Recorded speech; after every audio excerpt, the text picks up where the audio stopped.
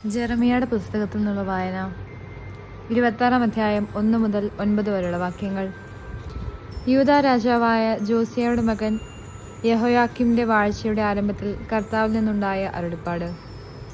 കർത്താവ് അരുളിച്ചെയ്യുന്നു, നീ ദേവാലയാങ്കണത്തിൽ ചെന്ന് കർത്താവിന്റെ ആലയത്തിൽ ആരാധനയ്ക്ക് വരുന്ന യൂദാ നിവാസികളോട് ഞാൻ കൽപ്പിക്കുന്ന എല്ലാ കാര്യങ്ങളും പ്രഖ്യാപിക്കുക. ഒരു വാക്കുപോലും വിട്ടുകളയരുത്. അവർ അത് ശ്രദ്ധിച്ച് തങ്ങളുടെ ദുഷ്പ്രവൃത്തികളിൽ നിന്ന് പിന്തിരിഞ്ഞേക്കാം. അപ്പോൾ അവരുടെ ദുഷ്പ്രവൃത്തികൾ നിമിത്തം അവരോട് ചെയ്യാൻ ഉദ്ദേശിച്ചിരുന്ന നാശത്തെക്കുറിച്ച് ഞാൻ അനുതപിക്കും.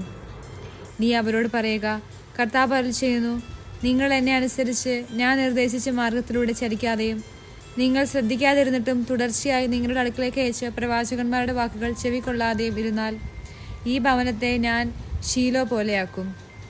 ഈ നഗരത്തെ ഭൂമുഖത്തുള്ള സകല ജനതകൾക്കും ശപിക്കാനുള്ള മാതൃകയാക്കും. ദേവാലയത്തിൽ വെച്ച് ജെറമിയ ഇങ്ങനെ പറയുന്നത് പുരോഹിതന്മാരും പ്രവാചകന്മാരും ജനം മുഴുവനും കേട്ടു. ജനത്തോട് പറയാൻ കർത്താവ് കൽപ്പിച്ച കാര്യങ്ങളെല്ലാം പറഞ്ഞു കഴിഞ്ഞപ്പോൾ പുരോഹിതന്മാരും പ്രവാചകന്മാരും ജനം മുഴുവനും ചേർന്ന് അവനെ പിടികൂടി. അവർ പറഞ്ഞു, നീ മരിച്ചേ മതിയാകൂ. ഈ ആലയം ശീലോ പോലെയാകും, ഈ നഗരം വിജനമാകും എന്ന് നീ കർത്താവിന്റെ നാമത്തിൽ പ്രവചിച്ചതെന്തിന്? ജനം മുഴുവൻ ദേവാലയത്തിൽ അവന്റെ ചുറ്റും കൂടി. നമ്മുടെ കർത്താവായ മിശിഹായ്ക്ക് സ്തുതി. വിശുദ്ധ മത്തായിയുടെ സുവിശേഷം 13-ാം അധ്യായം 54 മുതൽ 58 വരെയുള്ള വാക്യങ്ങൾ.